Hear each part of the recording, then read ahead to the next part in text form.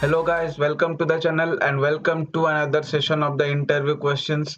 So with this video we will be starting with all the interview questions that are asked regarding database. So in this video we will be discussing about what is a database, what is DBMS, difference between DBMS and RDBMS, what is SQL and what is the difference between SQL and MySQL.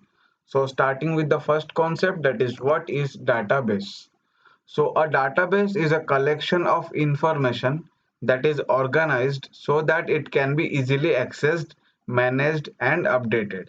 So the computer databases typically contain aggregations of data records or files containing informations about sales, transactions, or interactions with specific customers. So a database is just a organized collection of data stored and retrieved digitally from a remote or local computer system. Now what is DBMS? So DBMS stands for Database Management System. So this is the software for storing and retrieving users' data while considering appropriate security measures. It consists of group of programs which manipulate the database.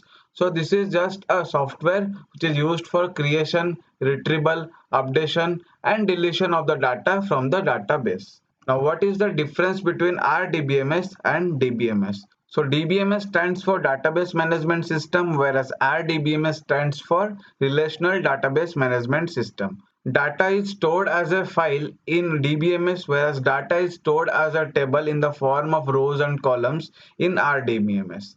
In DBMS, each data elements are to be accessed individually. In RDBMS, multiple data elements can be accessed at the same time. In DBMS, there exists no relationship between the data, but data that is present in RDBMS can be related to each other. So this is all about how DBMS is different from RDBMS. Now going for the next question, that is what is SQL?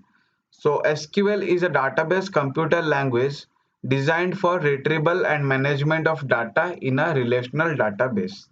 SQL stands for Structured Query Language. So this language is used for retrieving the data and managing the data from the database. Now the last question, that is what is the difference between SQL and MySQL?